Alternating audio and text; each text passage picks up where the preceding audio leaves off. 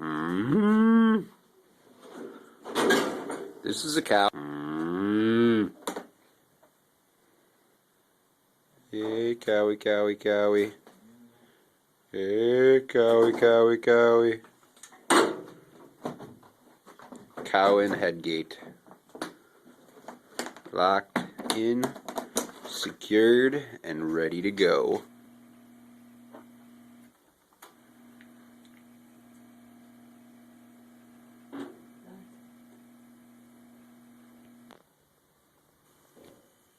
Alrighty, so we are set up to do our IVF.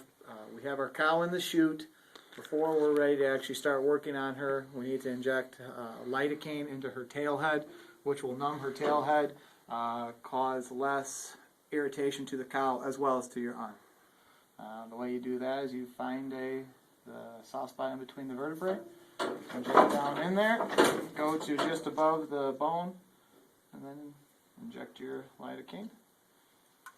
Okay, you need to wait a few minutes for that to take hold and numb, similar to if you were at the dentist. Similar to Novocaine? Yes, it's actually lidocaine.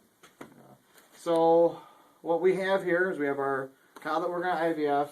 We have a couple of different parts. We have our ultrasound here, which is where we're going to detect, look at the ovaries, and then that's how we know what we're doing inside the cow. We then have a aspiration handle that will house our needle, and then this is the ultrasound part that will be actually displaying our image. That would be very similar to a pregnant It's human. the exact same. I would venture to say it's the exact same, just depending on manufacturer. They just do it externally on humans and internally on cows. We also have a pump that will apply gentle suction to remove the oocyte from the cow, and you can start that by just simply pushing down on this and creating suction. Okay, so you've got some foot pedals there. You've got two different foot pedals. That's correct. What are they for? In and out? No, one foot pedal is the low range suction. The other foot pedal is for basically high pressure. Sometimes what's actually, we already primed it, so there's already this fluid inside of the hose line, and this fluid is a flush solution with heparin inside of it, and the heparin keeps the blood from clotting. So what will happen is you're going into an ovary. There's CLs in there, there's other things in there, and you will actually sometimes be removing blood with your oocytes. So you sometimes, depending on if you're struggling or if there's things going on, you can have a clot happening inside of your hose line. So varying the pressure from low to high will get you to get that clot gone. But the low pressure allows your cumulus cells on your oocyte to remain intact. Gotcha. Alright, so we got our cow prepped. We are going to take some Novasand, iodine, any clean solution really, and put that where the vulva is. Then take a towel and wipe it off, cleaning the vulva, because you're going into the cow, you want to be as clean as you can. Then you are going to take your probe. We have a plastic sheath over top so that you, again, are as clean as you can be. Put some lube on over top of that. Then you simply put that next to the vulva, and then apply gentle pressure, getting it into the vulva. Okay. And then it's going to slip right in, right about there. Yep. And then for clarity purposes, since we're already in there, I cut the plastic off. Alright, then you can take your needle and then simply put it into your needle guide.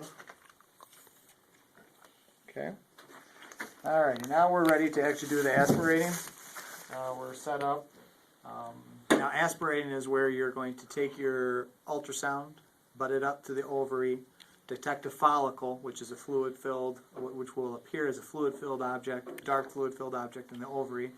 Take your needle, penetrate through the uterine lining, go into the ovary, and actually puncture the follicle while you're applying your gentle pressure, which will then suck out your oocyte into your filter. Alrighty, so now we're gonna enter in. It's going now. So what we're going to do first is we're going to manipulate the cervix just a little bit, and we're going to move the part that has the ultrasound on it into the pharynx on the left side. Then I'm going to reach for and locate the left ovary. Okay, then you scoop that up. I got the left ovary in my hand, and then make sure my gun is in the pharynx, and then that is your left ovary that we're looking at. That's one side. The ovary, you need to remember the ovary is three-dimensional. So when you take a look at that, we can see multiple different follicles of varying sizes there.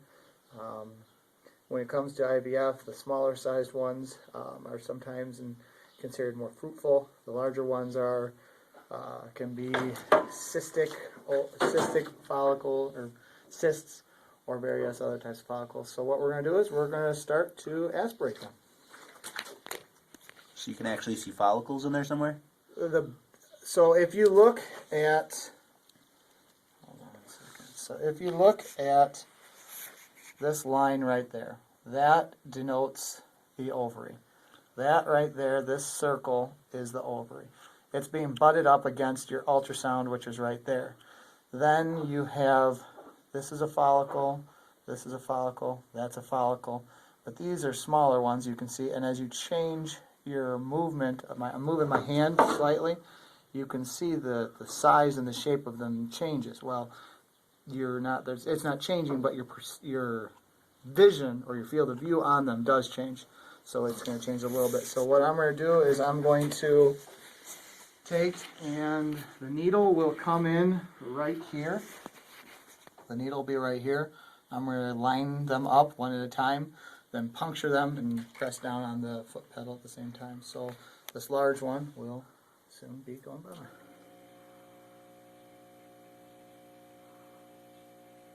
Okay, so that's gone, but now we can see another one right below it. We'll pop down into that, apply suction, remove it.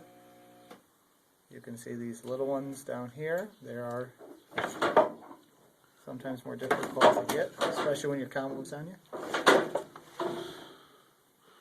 Calm Yeah.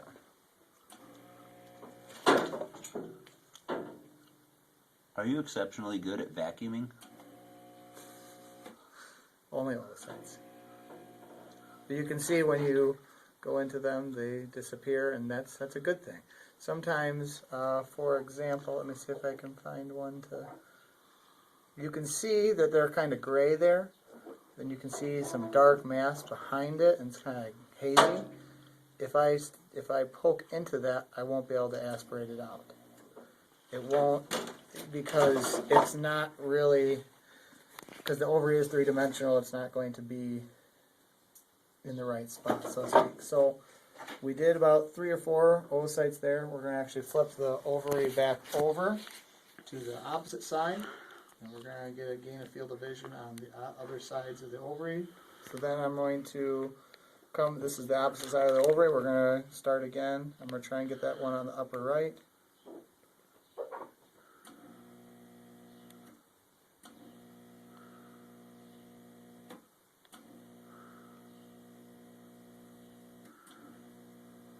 Yeah, so the needle is actually outside of the ovary, but still through the uterine wall. And then when I push down, right before you go into a follicle, So you're just moving in and out like half an inch, basically. Yeah, the depth of an ovary is all you're really doing. So I got that follicle, and I'll back out. So usually once you do a side, you want to rinse out your line. You simply take your needle out of your guide, apply gentle suction, using the fluid that you have, clearing out your lines into your filter, allowing it not to clot the blood that you use, some blood and the oocytes that you have not to clot. Also taking the oocytes from a small diameter tube that is more sensitive to temperature to a filter that you already have other fluid in there that is the correct temperature. Oocytes are very susceptible to temperature, and obviously because they were supposed to be in cows and incubating cows the entire time. So then you change sides. I'm on the right in the right pharynx now. And so then you can see that line, that grayish, darkish line at the bottom, kind of forms a circle. And you can see the black phasing in and out. Those are your follicles. So then in the upper right hand corner, the needle will come in where that dark just phased in.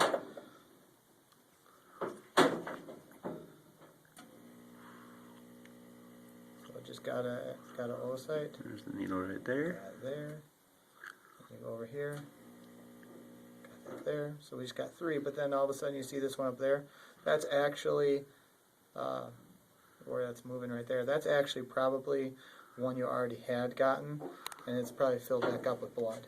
Yep, right there. Yeah, because it's important to keep in mind what the map, so to speak, of the ovary was when you first looked at it. That way you know where you're. So then you can see on this other side, it's not as clearly defined.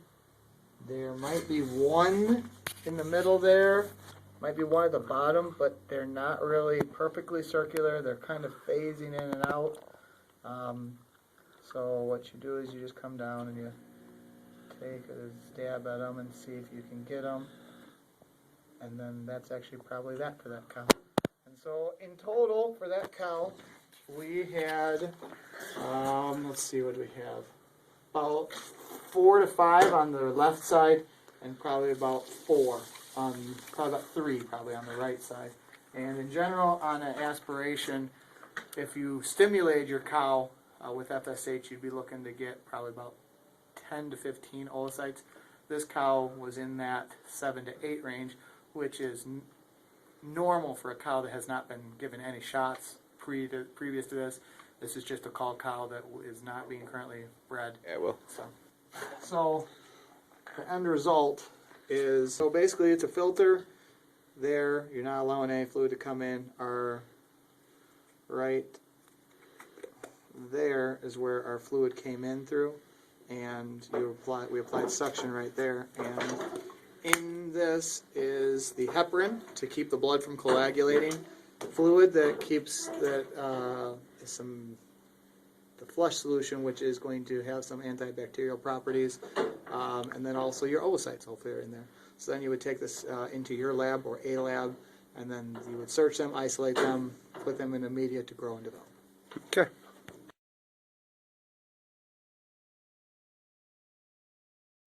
Alrighty, so what we'll do with the catheter is we will insert a stylet to make this rigid, insert this into the uterus of the cow, placing this in either just past the cervix or in one of the horns. Then pushing our syringe and just pushing air into the catheter, we'll expand that to any size that we want, depending on what the size of the horn is or what we're basically to just block the hole so fluids can't pass out backwards. Alrighty, so if we have our balloon the correct dimension that we want, take our syringe off, insert this part of the flush hose onto that. With this inside of the cow, we then will, all of the flushing out of the embryos will be done simply with these two. So what we'll do is we'll open this first valve to allow fluids to flow into the uterus.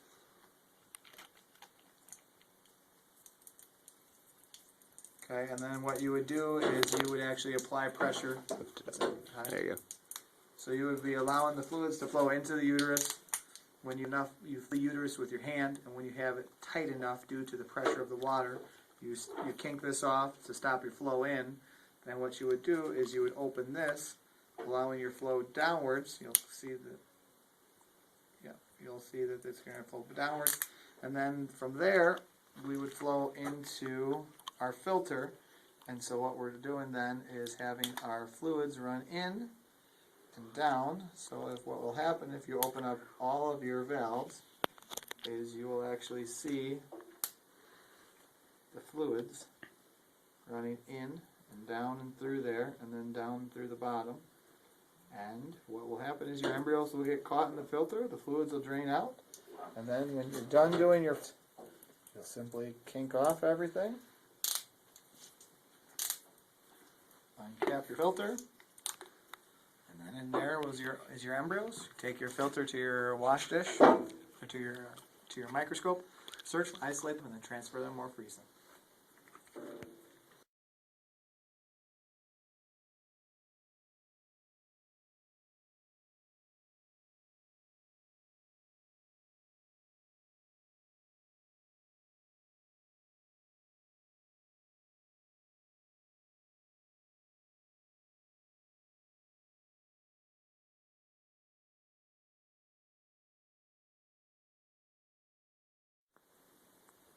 Hey. Hey. I